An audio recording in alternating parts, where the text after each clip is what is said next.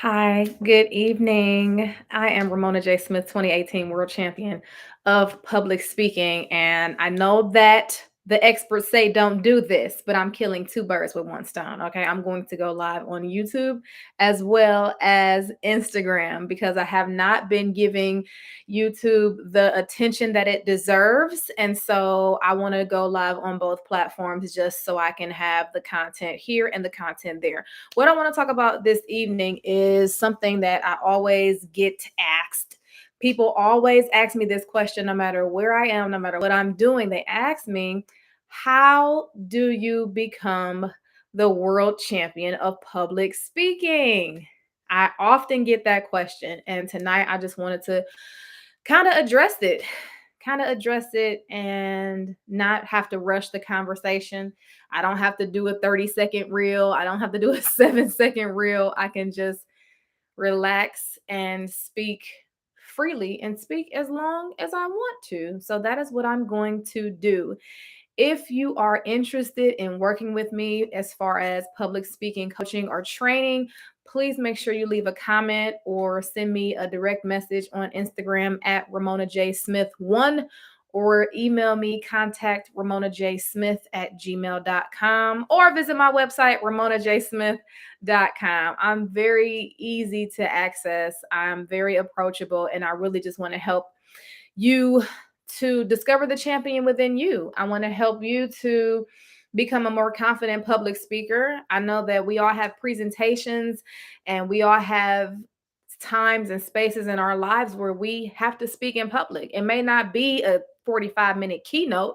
It may be a wedding proposal or a marriage proposal. It may be speaking at your kids' teacher parent conference. It doesn't have to be something huge in front of 5 or 6 thousand people, but I want to be able to offer you my training and offer you my assistance with helping you become a more confident public speaker. So please feel free to reach out to me. I am not too busy and I always respond, and I'm not one of those people who has just gone Hollywood and, you have to jump through 75 hoops just to get access to me. No, you can contact me directly at any time. I genuinely want to help. I want to help you be better with public speaking, and I want to help you to simplify public speaking, is what I'm all about. So I'm not going to make it too technical. I'm going to make it plain Jane. And we're going to go from there. So, how did I get to the World Championship of Public Speaking from the classroom? I was teaching 10th and 11th grade childhood development and human growth and development. That's what I was doing in July of 2018 here in Houston. So, before you actually get to the world stage, there are levels. And these are things that I didn't really know too much about until I sat down with other mentors. Oh, Divas and Diamonds, I will see you Saturday. So excited to see you on Saturday. If you have a link or anything that you can share with me so I can share with other people who may want to come and experience that for Saturday, please let me know, Dr. Sandra. I would love that. I'm super excited about the presentation that I have for the Divas and Diamonds conference on Saturday. So shout out to you for popping in. I'm just talking about my journey from the classroom to to the world stage. So before you get to the world stage at the Toastmasters International Convention, which is actually going on tomorrow, it's starting tomorrow. So a new world champion will be named this weekend. But before you get to the world stage, you have to be a member of Toastmasters. That's first and foremost. You cannot become the world champion of public speaking without being a member of Toastmasters International, because the international speech contest is only in this organization. Now, there are other organizations that have speech contests, but I think that this is by far the most well known in the world. So you cannot become the world champion of public speaking unless you are a member of Toastmasters with a certain amount of speeches under your belt. Because for the international speech contest, you can't even compete until you have, I think, somebody double check or do a Google search, but I think you have to have at least 6 speeches completed. You have to have given 6 speeches already or be at a certain path. I think maybe level 2 in your paths on pathways, I believe. But somebody correct me if I'm wrong. But yes, so it's not like you can join Toastmasters today and then tomorrow you can compete. That wouldn't be fair to the people who've actually been putting in work in the organization. So that's number one. To join, I think it ranges between $40 and $60 or something like that, depending on what club you go to and their club dues and their fees and everything. But it's never going to be more than $100. It's never going to be more than $100. So if you're willing to make that small investment of like $50 to $65 twice a year, that's how you can join. That is easy and that is simple. So once you join, you pay your dues, you get your 2 levels under your belt. Then you have to wait until contest season, which for international speech contest, I want to say it starts in the early winter. I want to say it starts like at the end of January.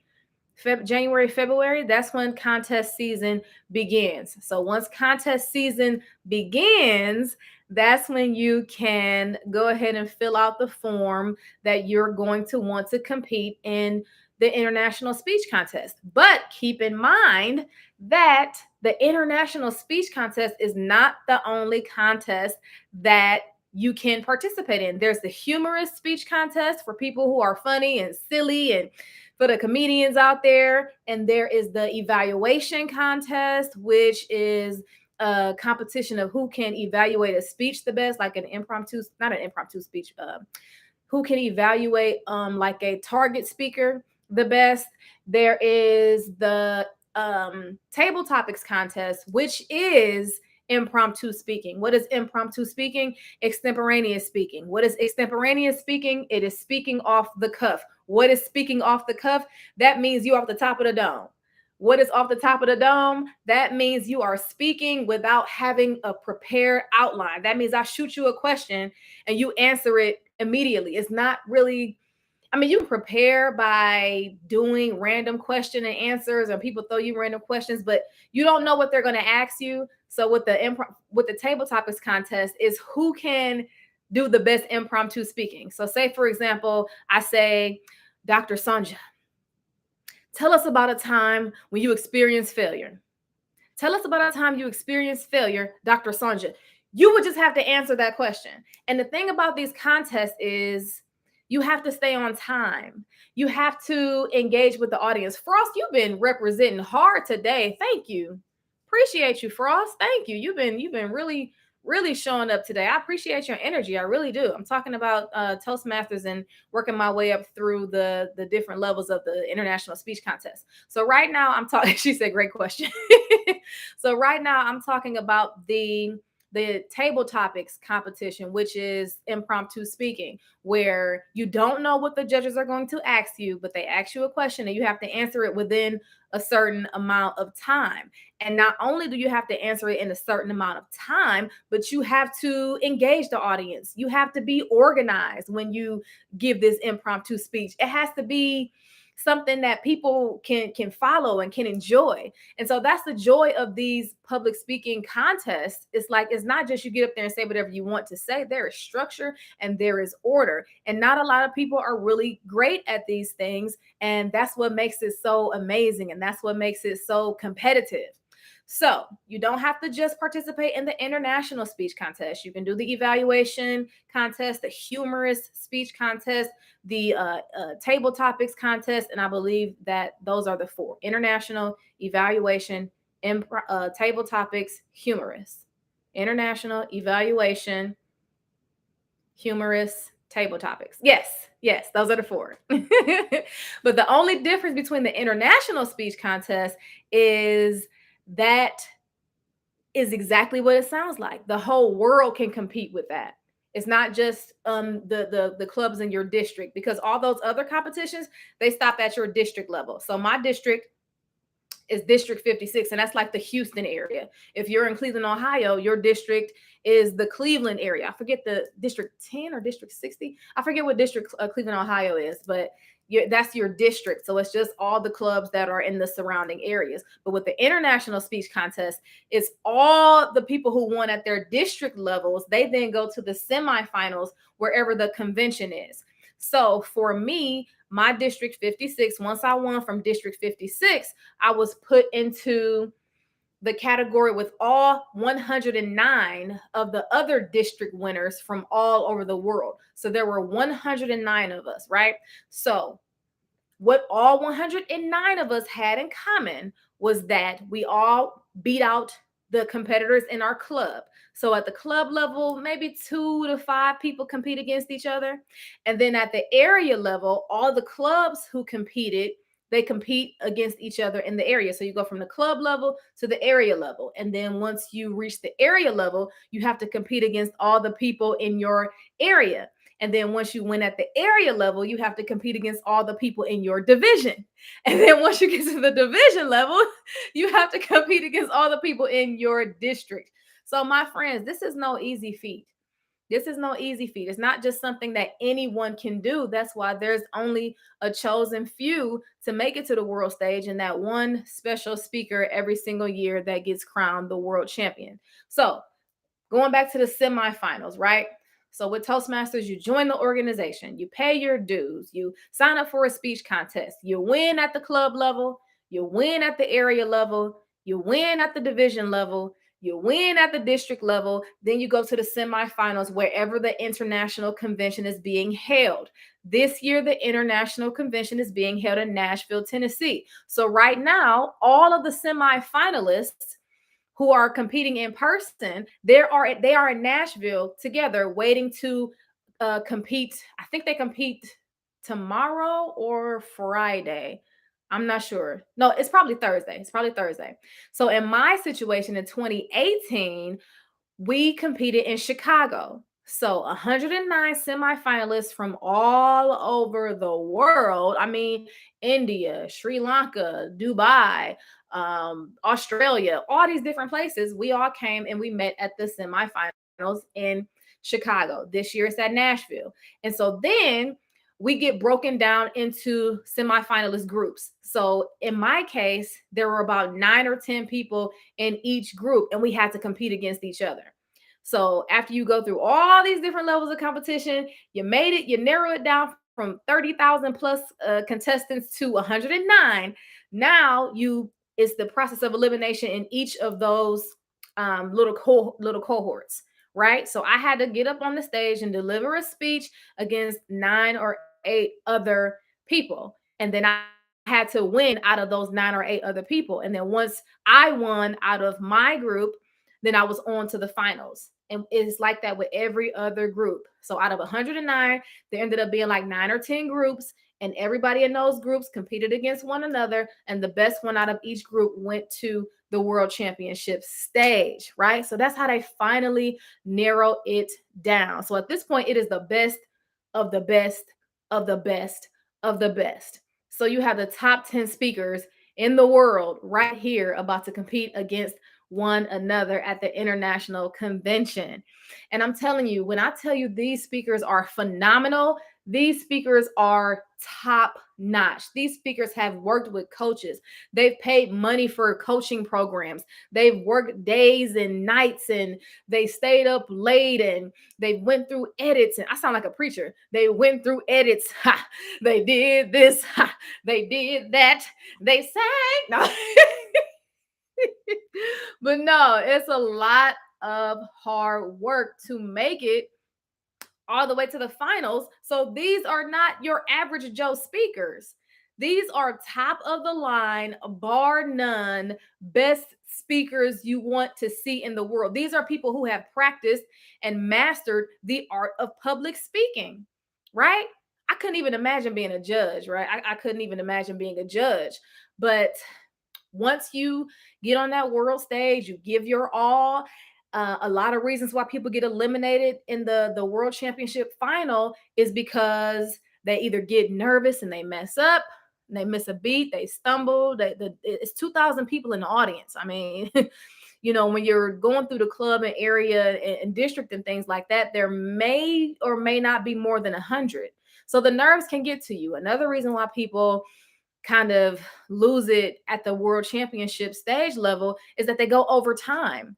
Maybe they didn't time it correctly. Maybe they just try to ad lib too much, or maybe their props didn't come out and the timing was off for their props.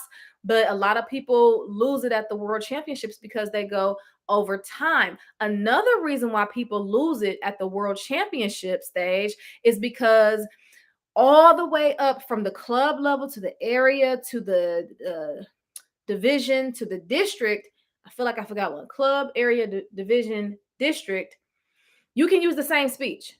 You can use the same exact speech all the way up through the semifinals. And that's what I did. I used the same exact speech. I just edited it. I modified it. I improved it. I enhanced it. So you can use that same speech out of all these levels. But once you get to the finals, my friends, you have to use a completely different, new, unique speech, right? So imagine giving this one speech 200 times. You nailed it. You know it front to back. You can say it in your sleep. You can do it with your eyes closed. You can do it blindfolded. You can do it on a stage that if the lights went out and electricity went out, then you could do that speech because you've perfected it, because you've done it. It's repetition. It's repetition. I got to go to determine Masters. Oh, yes, you got to determine the Master Speaking Toastmasters International Club Houston meeting. Absolutely. So that's another reason why people lose it at the World Championship stage, is because you're used to giving. Oh, you're welcome. I see you Saturday. I can't wait. I'm looking forward to it. Another reason why people lose it at the World Championship stage is because they're used to this speech that they've been given, and then they have to do a completely different speech on the world stage. So unless you've been practicing both of those speeches, and unless you've given both of those speeches the same energy, it may or may not have the same impact as it would have if you would have given. Let me rephrase. So if you're doing the same speech over and over and over, and then you practice it so much, but then you turn around and you start working on this speech maybe 2 or 3 months ago, but you've been working on this speech for 6 months, of course, it's not going to have the same effect as the speech that you put the most energy into, right? So that's another reason why people lose it on the world championship stage. And then some people just can't make it. Some of the semifinalists can't make it, so they drop out, they lose their opportunity, and they have to try again. Or sometimes it just wasn't your year. It just wasn't your year. I will say that connecting with the audience is very important. Connecting with the audience is very important. And in this digital age, I'm not sure. I mean, I can feel you through the computer, especially if you're a dynamic speaker, but it's just something about being in person. There is something about being in person. So I don't even know, the best practices for connecting through this camera. Like I don't know. I guess getting closer, I guess being genuine and authentic, I guess trying to give that same eye contact. But even though I am in this room with you, I'm still present of what's going on outside. I'm still present of the dishes that need to be done, that my husband could walk in at any minute, that I can still smell the brisket that I cooked for dinner. So I'm glad I didn't have to, do my speech over a screen. I'm glad. But that could be another reason why people lose it in the world championship of public speaking nowadays, because they don't know how to connect with the audience, or it's not the same connection through a screen than it is in person. Because when I was in person in 2018, honey, let me tell you, you could feel the excitement. You could feel the joy. You could feel the laughter booming from the bodies in the audience. You could feel the expectation of the spectators pulling against, like, just you can just feel them like almost siphoning the energy from you in a good way, like a transfer of energy. You can feel that. And it was just beautiful and it was amazing. And for me, I get high off of that. Like I get my adrenaline starts rushing when I know that I have so much to give, and I know that there are people here that just want to take it. Mm, that just really empowers me. Like I just feel like Tony Robbins. Like I just want to yell and scream and smack you in the face. Not literally, I'm not gonna hit anybody in the face, but it just gets me super excited when I am in an audience that is really ready and really prepared to receive the message that I have prepared for them. That is what does it for me, ladies and gentlemen. That is what does it for me. That's why I love this stuff so much.